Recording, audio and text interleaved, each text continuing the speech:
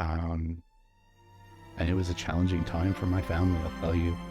A really challenging time. I was not pleasant to be around. I hid it well from anybody else, but I didn't hide it well really from my family.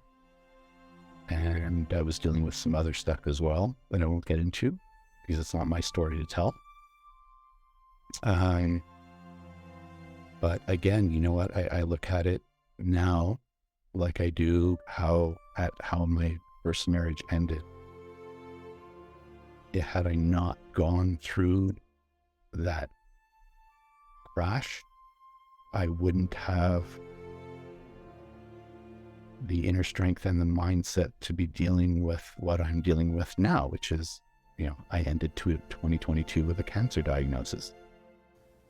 Welcome to another episode of the Life Balance Mentor podcast. Today's going to be a little different. I actually have a very good friend of mine, Robert Godet, on as a guest. And in this episode, we're just going to have a frank conversation about life, about business, about relationships, and about some of the challenges and struggles people go through, not only as entrepreneurs, but, as fathers, as friends, as husbands, as people.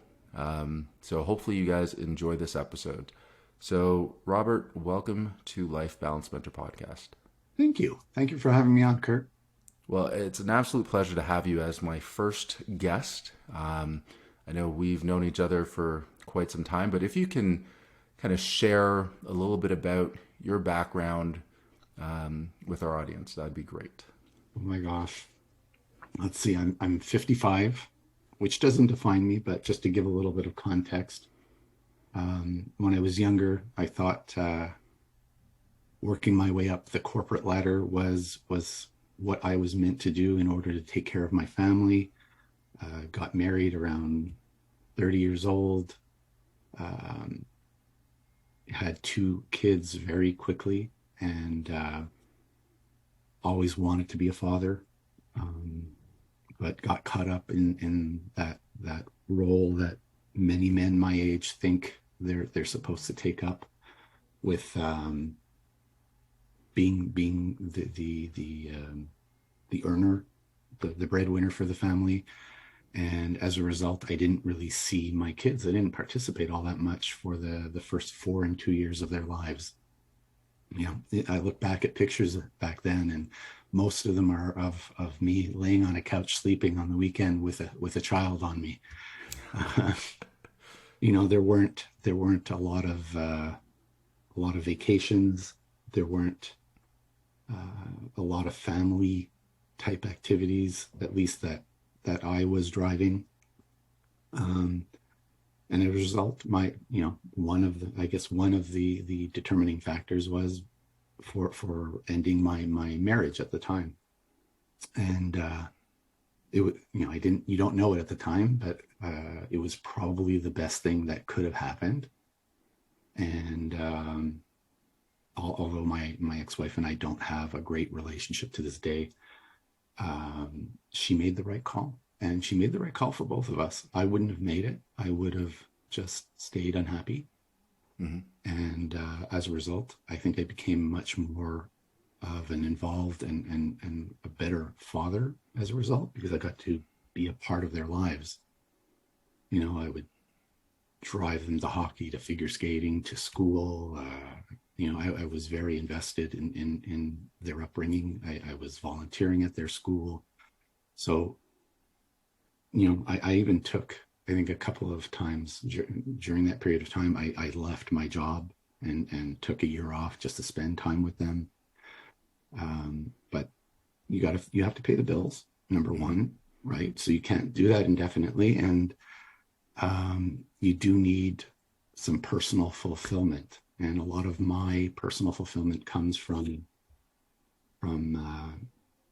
work. I enjoy working. Mm-hmm. And a lot of people will laugh when they hear that, because, I like to tell people I don't want to work. I want to be a lazy investor. And that is true. I just don't want it to be the only thing that defines me, and I don't want to have to do it.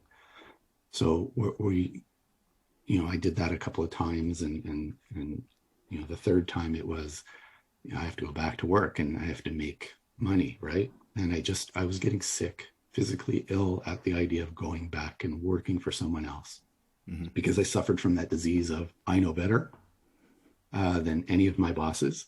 And, I'm trying to get rid of that disease slowly but surely. but I suffered from it big time back then. And I found myself buying a small franchise. And, that's the quickest way to not retire, I'll tell you. Being a small business owner where you are your every employee. So that ended a number of years later. And one day got into attending a seminar with my current spouse, Pam. And we started taking courses, learning about things that I had never heard of, just blowing my mind and being exposed to this by this gentleman from Missouri, who to this day, although I'm a couple of weeks older to him, I still look up to him. He's a phenomenal human being and played a huge part in my life and my success, and love him to death. And everything that's come from there Thank you for listening to Life Balance Mentor Podcast with Kurt Warner. To help create balance in your life, follow me on social media. The links are below in the podcast description. Don't forget to visit the website at lifebalancementor.com. And as always, stay balanced. Who have treated me so well and so kind. And without that initial drive to a 1 hour free seminar, I would never have been exposed to that. And at the time, I was very closed-minded about it. But it's opened my mind to doing so many things, and it's truly been a blessing in my life. It truly has been a blessing in my life. I got to be part of my kids' lives. I'm not a perfect father, and there have been times where my kids and I haven't seen eye to eye, but they know it's never for a lack of caring and wanting to be involved in their lives. So it's been quite the journey over the last almost 7 years. So how have you been able to, after going from, as you said, a partner and a father that wasn't present early on, obviously, getting divorced, forces you to a degree, if you're spending 50% custody with your kids or however that works out, that time is now just you. So outside of that, was there anything that you did to change how you interacted with your kids as you were going through that until, meeting your current wife, Pam, and then you guys also have your son together as well. So were there lessons that you learned from early on that when you had now your youngest son that you've kind of taken to change how you spend time with him, how you spend time with your wife now? I think you always look back and think you could have done things differently or better. I think I'm my own biggest critic especially when it comes to parenting.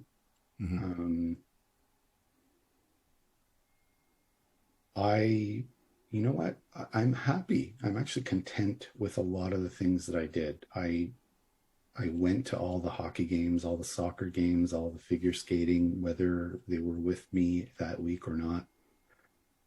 I scheduled trips around my schedule with them. We had little adventures here and there. They're still friends with a lot of the kids they met during that period of our lives. So would I have done anything differently? I don't think so. What I do differently with Noah, my 10-year-old, I'm a lot older having him. So I'm not as sociable with the other parents. I'm not as involved at the school as I was. That's not entirely due to age or personality. I guess it's just a combination of things and life, what goes on in life. The old adage, life happens, and Since Noah has been born, I've had a number of health challenges, and building a real estate business during that time, dealing with some family stuff. So, I think that all plays a part in how you deal with the individuals in your life, as well as, I guess, the macro aspect of your life. So, yeah, it's different, but he's also being raised in a different age with different people in a different environment. So, is he missing out on anything? No, I don't think he is. Did my older kids miss out on anything? Maybe having two parents together, but frankly, they have a loving mom who cares about them dearly. They have a loving dad who cares about them dearly. And I think we are better parents to them apart than we would have been had we stayed together. So I think their lives are better. Is it perfect? It's never going to be perfect, regardless of the situation. But I think it's more, you don't treat everybody the same. As much as you say you treat all of your kids the same, and no, you don't. You treat them as the individual they are. You speak to them as an individual. You have things that you do with all of them the same, but you also handle them each according to their needs, their personality. My kids are all three very different. You can see similarities, but they're all very different people. Very different people. And they're all, you know what? I'll tell you, when my day of judgment comes, all three of them are much smarter than their dad. And that makes me happy. That is a huge achievement when you can look at your kids and know that, their futures can be brighter than yours. And hopefully along the way, they are aware of, their potential, and they see what, their parents have gone through, how they've grown, how they've changed. And kids don't always listen, but I think they do watch and observe as much as we don't know it. But there will come a time in life where they're like, yes, I remember when my dad did this and he did this, and where he said something that's going to have that impact on them that hopefully, flips that switch that helps them become the people that they were meant to become. I think you learn more.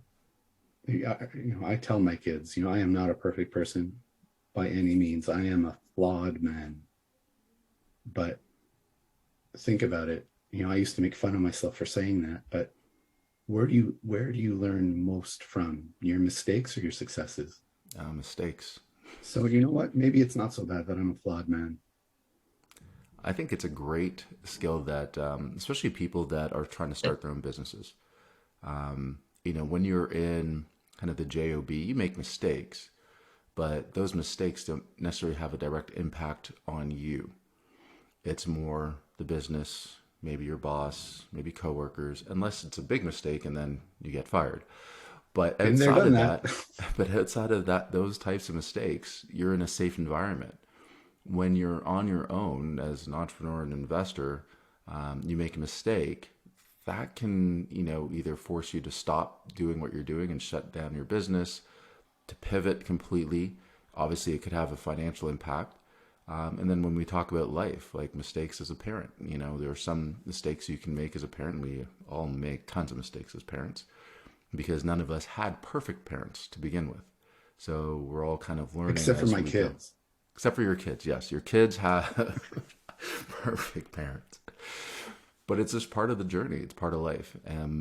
Now, I do want to take a moment to talk about kind of your journey as an entrepreneur. Like you made that transition from working for, other people, corporate life, to then franchise, small business, and then to an entrepreneur. What was that transition like, going from working from somebody else to working for yourself, probably working more hours, to then now investing, and then also kind of the new venture that we're working on together, which is really aimed to help, people thrive, which is the name of the business. But yeah, so tell me about that transition and how you were able to, navigate going from, okay, this is my 9 to 5 to, working for myself to investing, which is more passive, still active, but more passive, and now to what we're doing today. Those, you know what, looking back, as you know, even to my teenage years, I always thought I wanted to be an entrepreneur, that I wanted to have my own business. But you know, again, I think being an entrepreneur takes a special thought process and ability to act on it. Mm-hmm. And you know, I was raised by two wonderful parents. You know, my dad worked his way up from being a sweeper in a warehouse to being president of that company. My mother, you know, emigrated from Holland, didn't speak very much English, didn't speak any French, and she became a computer programmer. And that's the environment that I was raised. My dad went to work every day. He left the house at 7 o'clock in the morning, and he came back at 6 o'clock in the morning. You left at 6 o'clock in the evening. You left him alone for an hour to have his coffee because he needed to be quiet and not be spoken to. And you know, my mother was the complete opposite. She needed to talk after coming back from work, or when she stopped working, and when people started coming home, she needed to talk, right? But it was a very employee centric environment, and I knew I didn't want that. And I remember one of my, you know, in university, which I did not complete my degree, but one of the courses that I really appreciated the most was a course on entrepreneurship. And it was taught by this gentleman who was a fireman. He was a police chief and left all that behind to be a self-employed business operator, right? And I loved that course. I loved the idea of it. And I remember when I left and I went to work with my closest friend, his family business. I worked there, and it was a great training ground. I'll tell you, very entrepreneurial, but it was a very, very good training ground for me.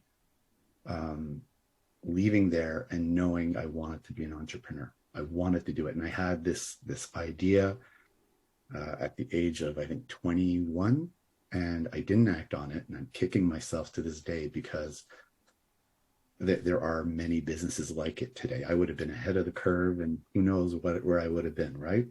So what was the business idea? You know, it was to be as environmentally friendly as possible. So having a business, I guess similar idea to Bulk Barn, where would have dispensers. I don't like the idea of putting your hands in scoops of food and all that. So but having dispensers on the wall, and they could fill up their own containers, mm-hmm. whether it be soap or whatever, right? Nuts, it didn't matter.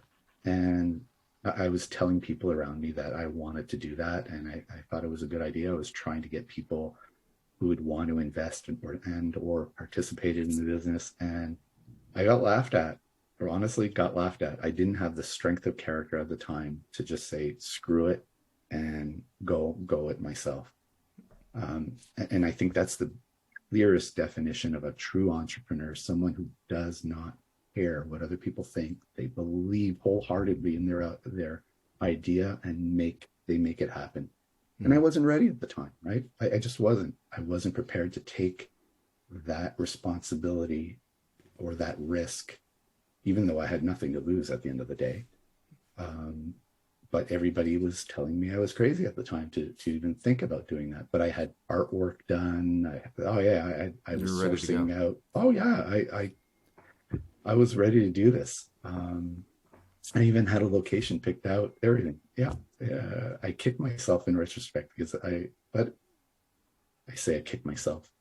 Things happen for you or to you when you're ready to accept them, right? Mm-hmm. I wasn't ready at the time. I was young. I was immature.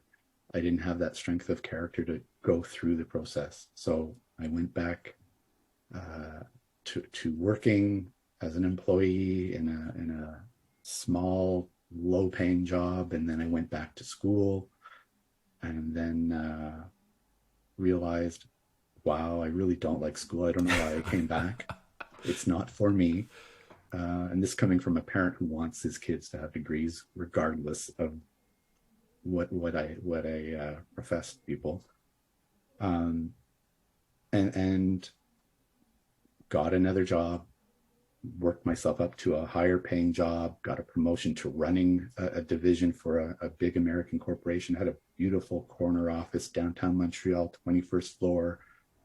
But the trade-off for that office and that six-figure salary was time.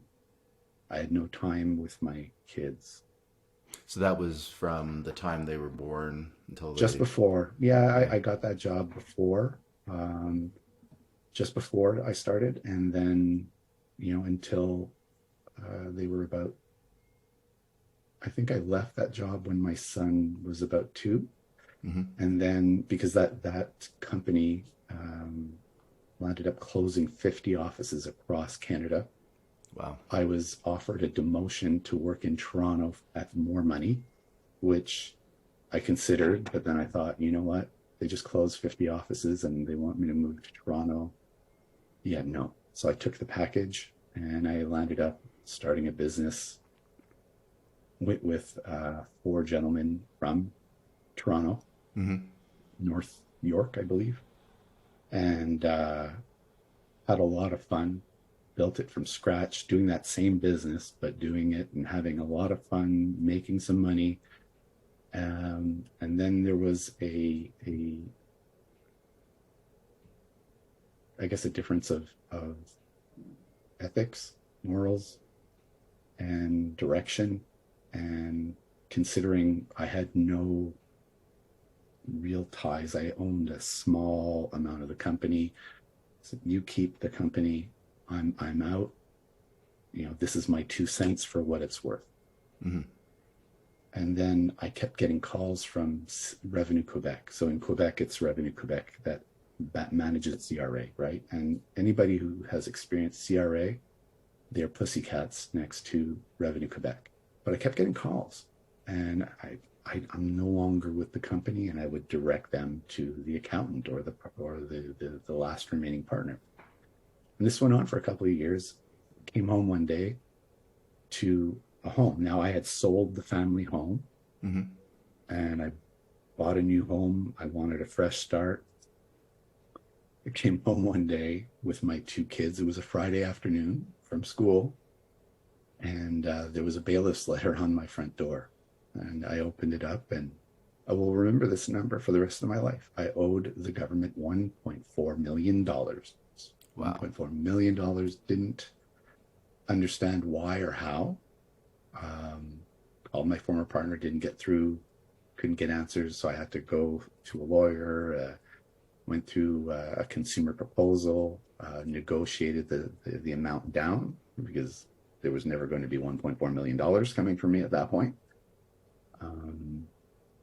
And yeah, I had to start over again, and went back to working for another company that I had been referred to by 2 different groups. Did that for what was supposed to be a 2-year contract. It turned into 3 years, and then I left there. Mm-hmm. And that's when I had enough. I wanted to be an entrepreneur, period. That's when I started that franchise business. And then after getting into real estate investing, left that behind, and the rest is history. I'm doing the investing thing. I'm doing it with people I adore. I am one of the most fortunate people in the world. I tell you this.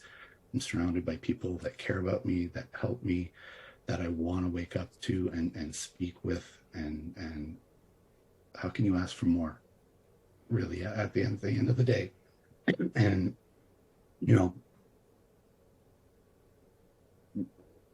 last year was a big challenge for me. I started the year off. I finally had a diagnosis after 4 years of going through test upon test upon test with different doctors, different hospitals, and no one could ever figure out. And I was left feeling that it was all in my imagination. Mm-hmm. And the first time an episode occurred was during a celebration dinner with my partner, Alan. when we bought our first multifamily, and we were having a nice, beautiful dinner in Halifax, and I landed up giving that dinner back. Oh, Beautiful restaurant, 5-star, beautiful meal, beautiful bottle of wine. And that was the first episode. And it got progressively worse from there.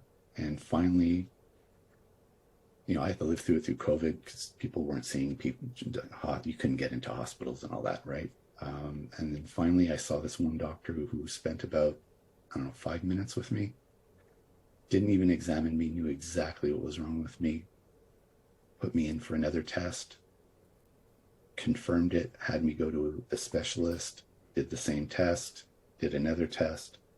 And from the diagnosis to the surgical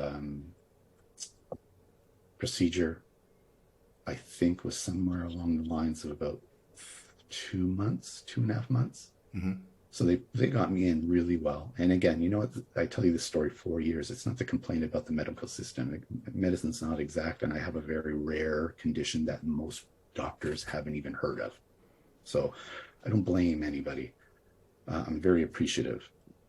The procedure was a success. I was able to eat within days. I was on a liquid diet for 2 months, only liquid. So that was amazing. And then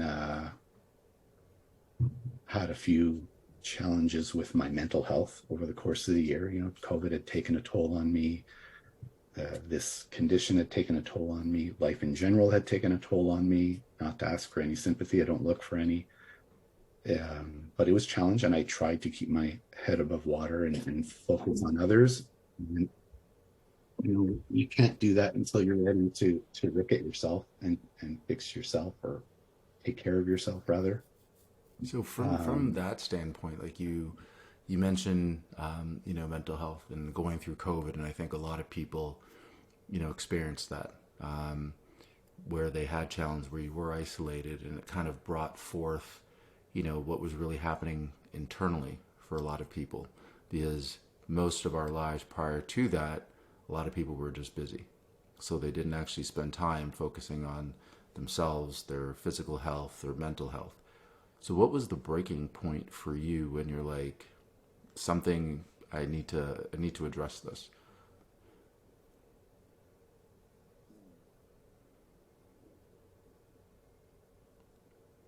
I can't go into a specific, but I crashed, and it came to the point where I needed to get out of the house for a bit. So I went to visit one of my sisters, and we drove a couple of hours to where my parents are interned in Southern Ontario, and had lunch where we used to have lunch with my father when my mother was being treated at the palliative care unit. Mm-hmm. And on the drive back to where my sister was staying, that was the ultimate crash. I had to leave the next morning. I was planning on staying for a couple of days. I had to leave. And on the way home, I had to stop.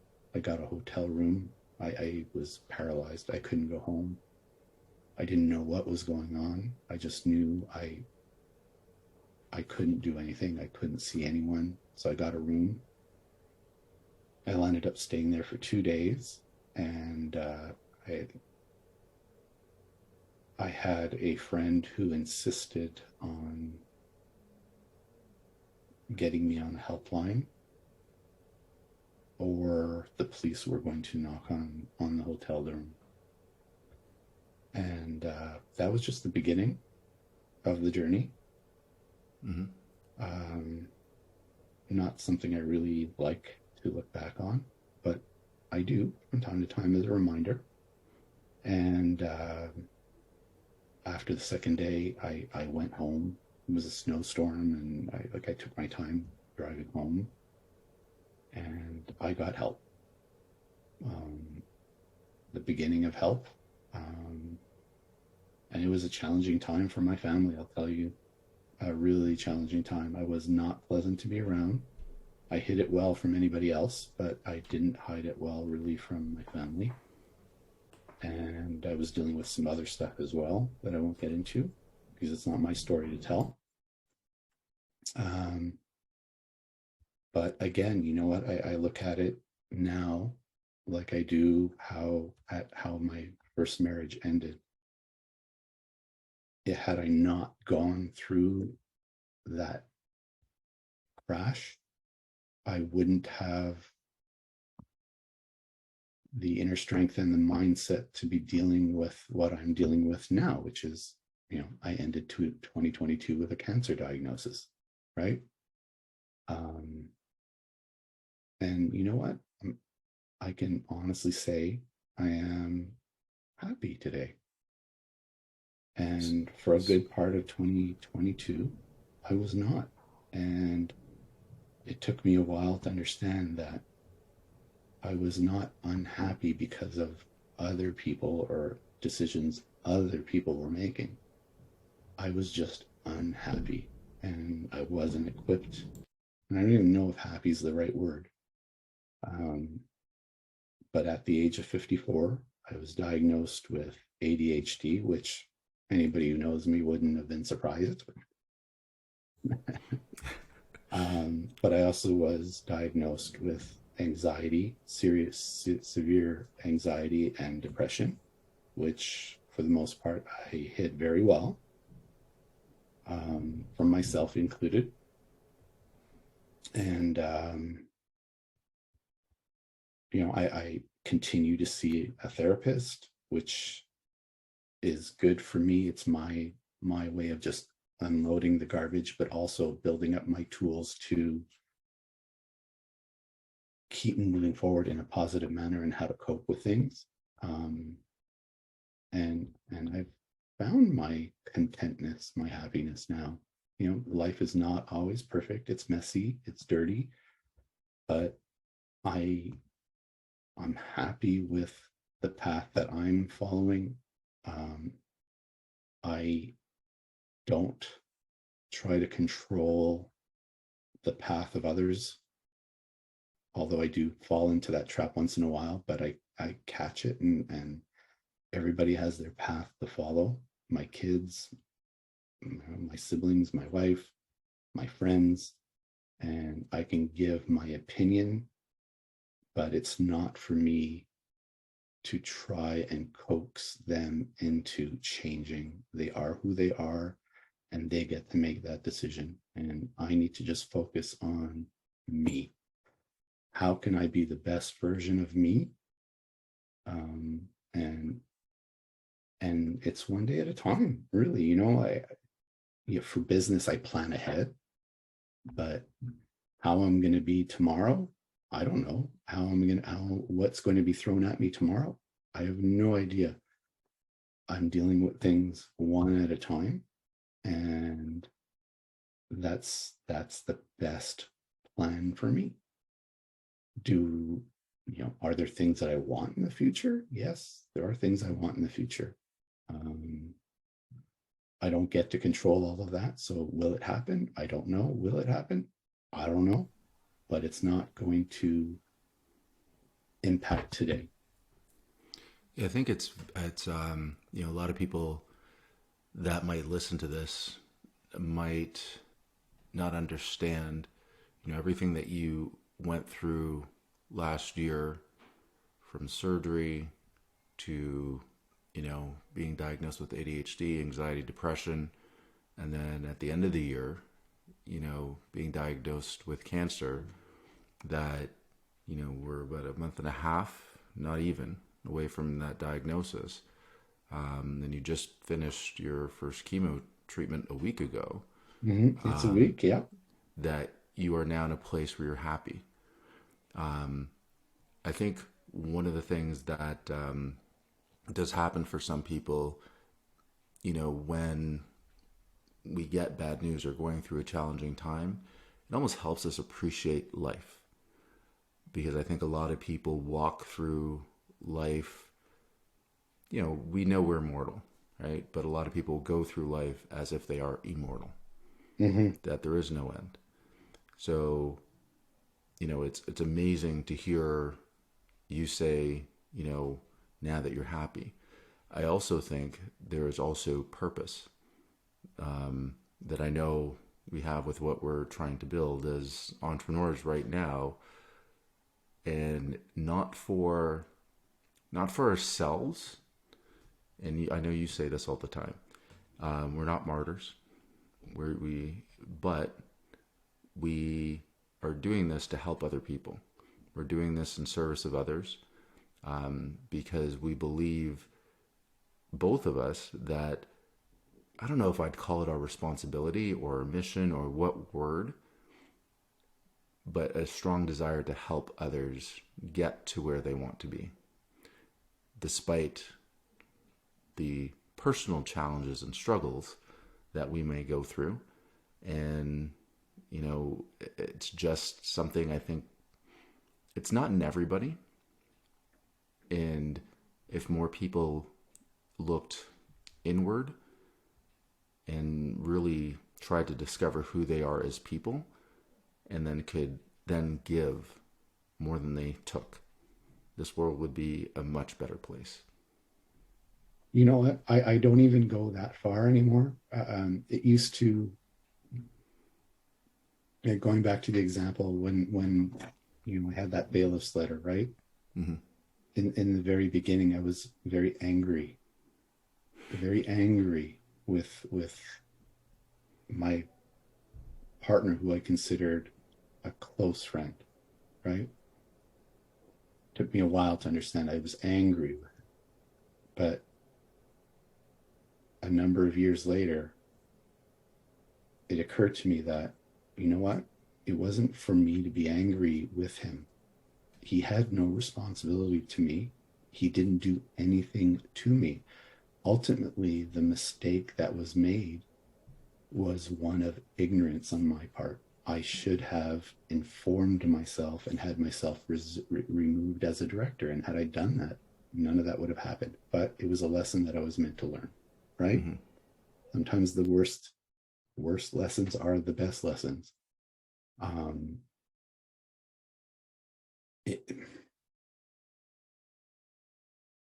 think you become more at ease with yourself when you can let go of what other people should be. Other people are going to be what they are, and you have no say over the matter. I am never going to be someone who's going to be on a pulpit preaching to someone about, what you're doing is wrong anymore. I'm not going to tell people they're living life the wrong way. I think ultimately we all do the best that we can. We try to find whatever happiness is by our own definition. Our priorities might be skewed in different areas. But ultimately, if you're focusing on your thoughts, your actions, your well-being, it really doesn't matter what other people are thinking about you, saying about you, doing. They have to come to that conclusion themselves. If it's something we choose to do, can we present them with options if they come to us and are receptive to that? Yes. But until people are receptive, it's not going to happen. Like, I was not receptive. Kurt, had I not had that breakdown, I probably would be worse today than I am. But, I got a cancer diagnosis, but before Christmas, a cancer diagnosis, and maybe a year ago, that would have put me over the edge.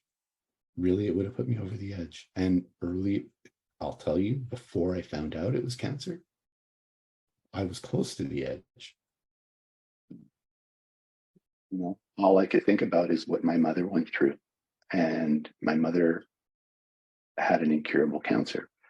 And all that was coming through my mind at that point is, if I have that one, I'm flying to New Zealand and I'm going to take the highest bungee jump without a bungee cord. I'm not going to go through that, right? And I see that, I listen to myself say that now and think, wow, I hadn't gotten as far as I thought I had at that point. But today it's like, you know what? I'm blessed. I have a cancer that is curable. Will it come back? Probably, but they'll just do it again, and I can live a normal life. They're not going to tear anything out of me. I'm not going to be maimed. Treatment was pretty darn easy.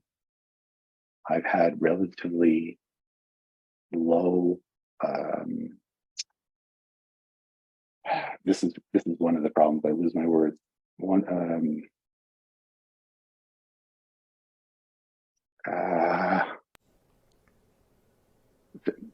you know, hardly anything bad has happened to me. I think I have Yeah, had some side effects are inconvenient very, side effects.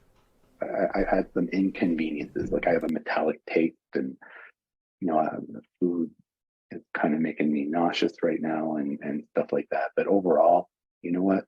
The drugs are great. And the nurses, the doctors, the staff have been phenomenal. Um, the next treatment will be half the time,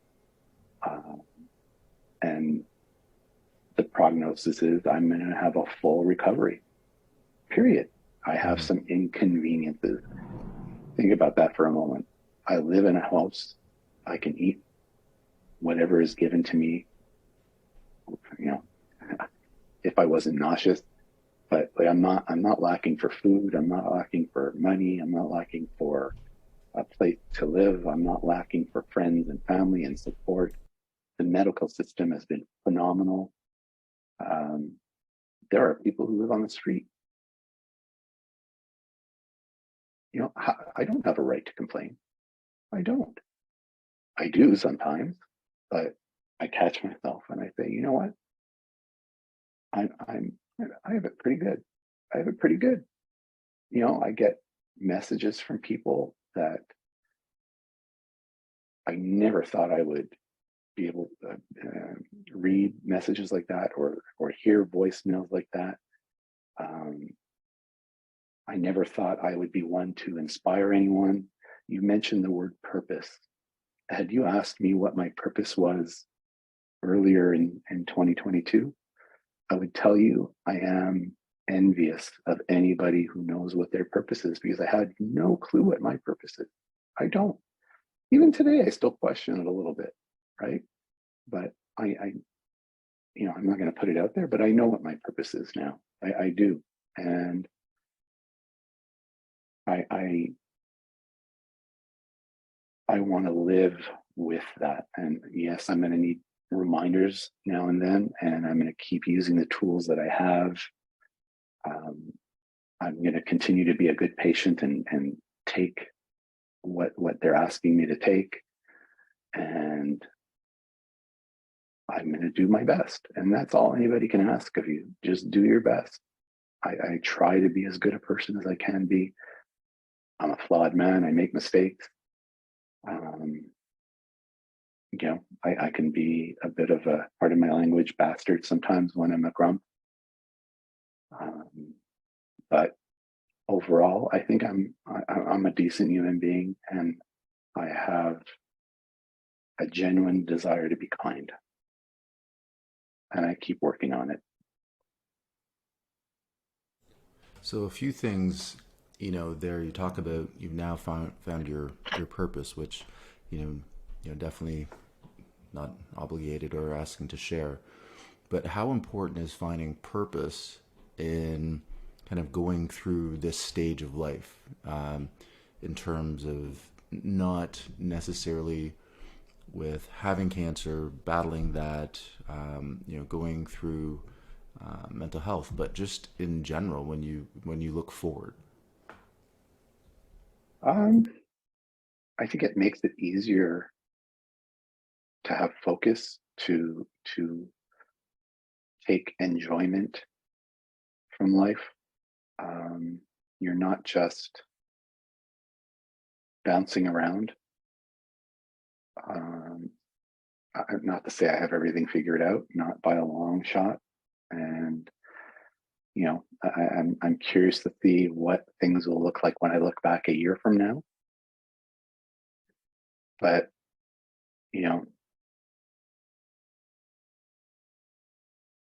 it just helps your overall attitude, how much you appreciate the day, the moment, instead of focusing backwards on what has made you angry, people who have wronged you. No one has wronged me. People have done what they think is best for them. And in the moment, I was okay. You've wronged me. You're dead to me. Um, and worrying about what people are going to do to or for me in the future. No one has an obligation to do anything to or for me in the future. I have an obligation to take the necessary steps to keep me on my path. And again, are there people that I want to take certain paths? Like my kids, for instance. Yes, but they have to follow their path, and I can appreciate that. I So where can does worry about them. so where does your path take you in 5 years or 10 years? Um, I like working. I don't want to work a lot, but I enjoy working. I enjoy working with people. I don't enjoy just sitting in front of a computer or filling out paperwork. That brings me absolutely no joy. It's a necessary evil. And if I can pawn it off on others, I absolutely will. But working with people, that that is how I fill my tank. And I need stuff outside of the family to do that. Part of my tank is filled up by my family, and part of it is by things that I do. I think we all need something that, I don't like the word control, but you know, something that ours that we can mold, right? And that is important to me. Like we were mentioning, having a training event, and I had a discussion with my oncologist and Pam, and my family doesn't necessarily think it's a good idea for me to go. But my explanation, or my wording to the doctor was, listen, I understand I need to take steps to take care of my health, right? I absolutely agree with that. Is there a scenario where I can travel safely? Because yes, I agree it's important. I have to take care of my physical self. I plan on being around for a long time. But having gone through what I've gone through over the last few years, I need to take care of this too. And for me, it's a huge part of who I am to be part of something that I'm helping to create. I want to be there. So it'll be pretty much a last minute call, but I think I can be there. Depending on how I feel, the second chemo treatment probably will be rougher than the first, I'm told. So in 5 years, I don't know what it's going to look like, but I know I'll be doing something for a period of time, each day, each week. I would like to travel a lot more. I would love, I haven't traveled the world a lot. I've gone to vacation destinations, but I haven't traveled the world a lot. And that is something. There are some places that are a priority for me. Number one being France, where my grandparents were from. And there's a family vineyard, and I missed out on a family reunion there. I would love to go there and crack a bottle open with my family name on it. I would love to go to Holland and visit the small town of Venlo, where my mother was raised, and some of my cousins who are much older than I am were raised, and watched the paratroopers from the United States, from England, coming down onto the German border and participating in rescuing and transporting Jews out of Germany safely across and out of Holland as well. I would love to see that. It's important to me. So I will do that. And, I would love to see other parts of the world rather, and just experience different people, experience different things that I haven't been exposed to other than watching TV or reading books. And I want to see that. I want to be there. I want to sit down in Paris, have a coffee, a croissant, and people watch for hours. I want to go spend days on end walking through the Louvre. Not that I'm a Mr. Artsy man, but just seeing the people, seeing the architecture, seeing people's faces, how they react to the various pieces of art. I want to experience people. I want to be able to, go to Spain or Portugal and not be able to get any work done because it's siesta time. In places where they don't even serve coffee to go, have Italian food that is not what we think Italian food is. Just these are things that I want to do, and I want to meet interesting people. I want to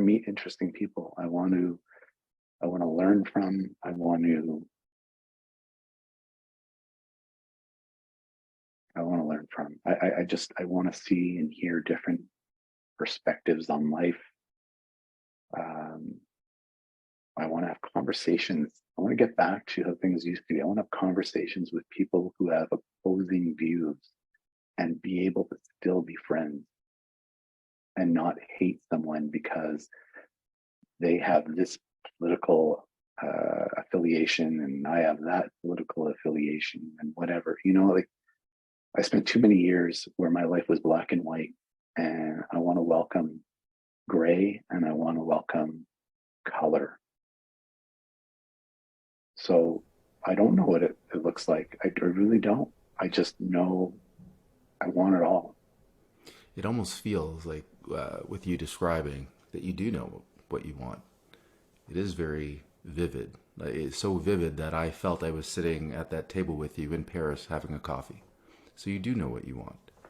And I think, I know you will get there, because you have the purpose now to get you through whatever you need to get through, to be sitting on the streets of Paris enjoying a coffee. It'll happen. I you know what? I give myself permission to now. Where when I had the opportunity to go to that family reunion, I came up with every excuse in the book on why I shouldn't or couldn't go. Not anymore. I can't go because I can't afford to bring my whole family, and I can't go if they're not going. And, now it's I'm going to go back to the mindset, the mentality that there may be a problem, but there is a solution as well, and I'm going to focus on the solution now, not the problem. Yeah, and also it goes to the point that life is meant to be lived. Yes. Yeah. You get, a lot of us make the mistake of just existing. I don't want to exist. I've had, and it shocks me when people have said this to me. And if anybody who has said this to me listens to this, I'm speaking of you, and there have been a few of you now.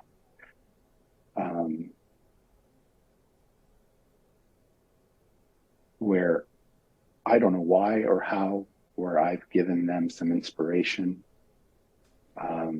made them feel like they can do something that they didn't think that they could do. I've opened up their eyes or mind to something, and it shocks me every day when I get messages. It really does. It shocks me. And,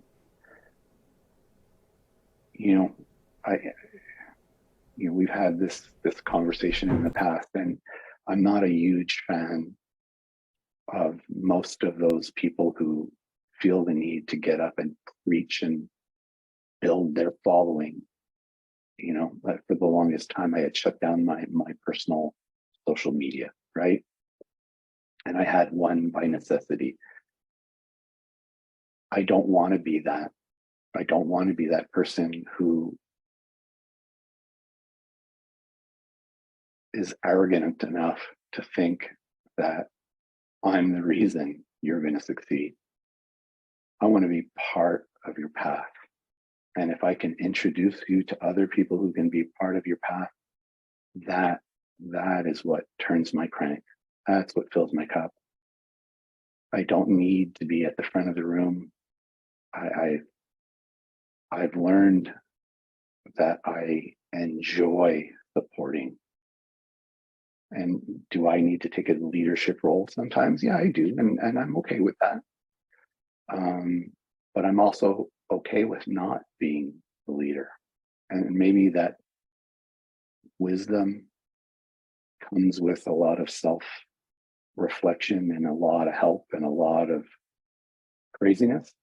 But this is who I am now. And I will continue to be that flawed person. And I'm okay with that.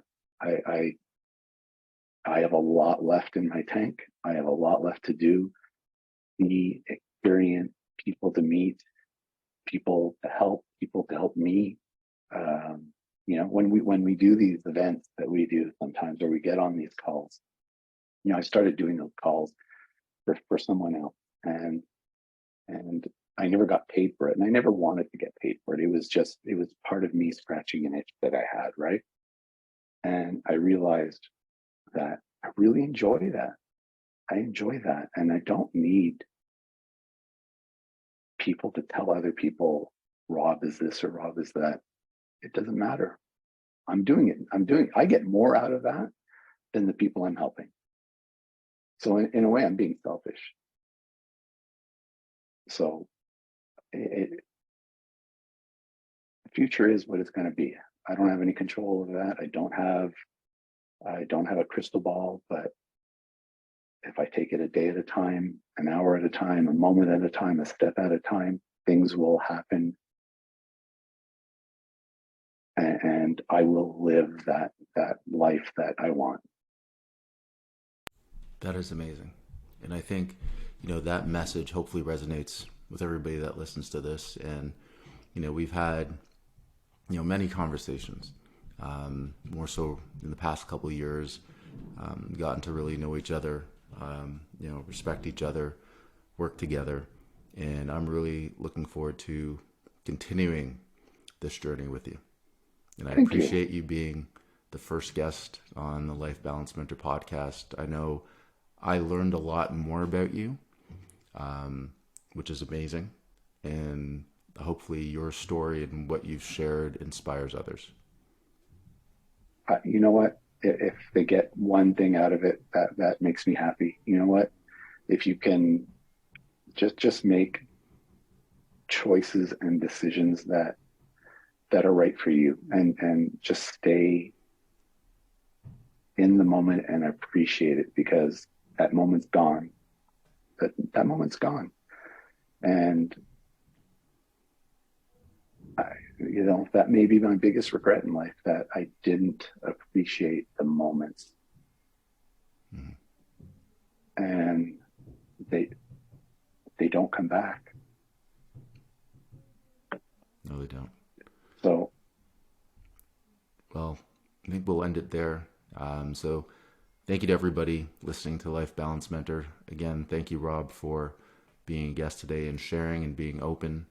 And as I said, the future is bright. We'll continue to move forward. We'll continue to help others through any platform that we can. All right. Thank you, everybody.